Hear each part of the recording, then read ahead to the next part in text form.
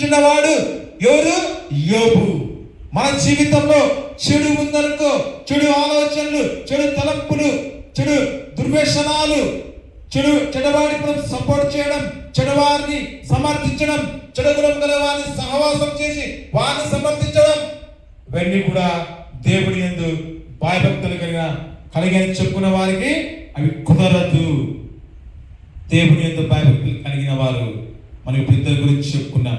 షడ్రక్, మెషక్, అబేద్నెగో వారు ఆ యొక్క ప్రతిమకు మొక్కకపోయినా లోపల అగ్నిగుణంలో పడవేసినప్పుడు ముగ్గురు వ్యక్తులు లోపల ఉన్నారు. షడ్రక్ అని 4వ వాడుగా దేవుడు వాళ్ళని రాజు అంటాడు, అయ్యా నీ దేవుడు నిజమైన దేవుడు, ఈ దేవుడిని రక్షించిన గాక వచ్చే బయటికి అంటారు. హల్లెలూయా. రాజుకే 4వ వ్యక్తి కనపడతాడు.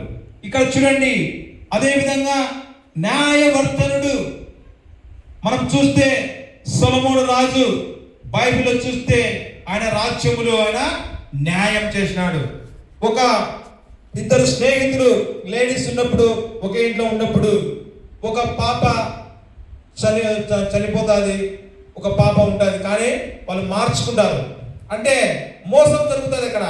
అయితే రాజు దగ్గరికి పంచాయతీకి పోయినప్పుడు అప్పుడు సొలొమోను రాజు జ్ఞానము కలిగి ఆ యొక్క న్యాయము తీర్చుతాడు. చూడండి ఏమంటాడు, నిజంగా తల్లి ఏమంటాదంటే, రాజు ఏమంటాడు, ఒక కత్తి తీసుకురాపోండి, వాళ్ళకు మనము ఎవరికి కావాలంటే వాళ్ళకు కట్ చేసి ఇస్తామంటే అని రాజు కత్తిని అడిగి పెట్టుకుంటాడు. కానీ రాజు చాకచక్యంగా న్యాయంగా ఇక్కడ జరిగించాలని చెప్పి ఏమంటాడంటే, నిజంగా తల్లి ఏం చెప్తాదంటే, అయ్యా మోగామె ఏమంటుంది, మోసపుచ్చినామా ఏదు మాకిద్దరికి చెరిసొలమి అంటది.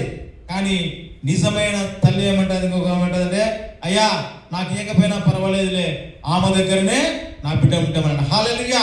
అప్పుడు రాజు కనుక్కుంటాడు, నిజమైన తల్లి ఈమె కాబట్టి ఆ యొక్క బిడ్డను ఆమెకు అప్పగించడం అన్నప్పుడు అందరూ ఆశ్చర్యపోయి, నిజముగా న్యాయం ఆయన తీర్చిన రాజు సొలొమోను రాజు అని అందరూ కూడా ఆశ్చర్యపడి ఆయన తీర్పుకు వాళ్ళందరూ కూడా సంతోషిస్తారు. అనగా మనం ఎలా ఉండాలా? న్యాయం ఉండాలా. లోకంలో న్యాయం ఉండదు. వాడు నిత్యంగా తప్పు చేసినా వారికి సంబంధించిన వ్యక్తులకైతే వారికి ఏం చేస్తారు, వాడు తప్పు చేసినా కూడా ఆ తప్పును కప్పిపుచ్చేదానికి వాడు తప్పు చేయలేదే అంటారు. హల్లెలూయా.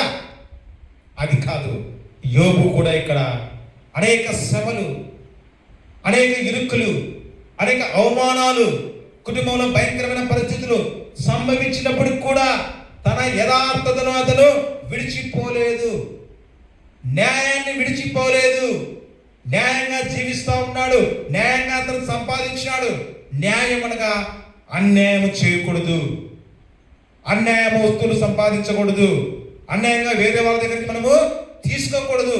అదంతా కూడా అన్యాయం. న్యాయం అంటే నీ కష్టార్జితము, నీ యొక్క శ్రమ, నీ యొక్క జ్ఞానమును బట్టి నువ్వు సంపాదించినది మాత్రమే అది న్యాయం అంటారు.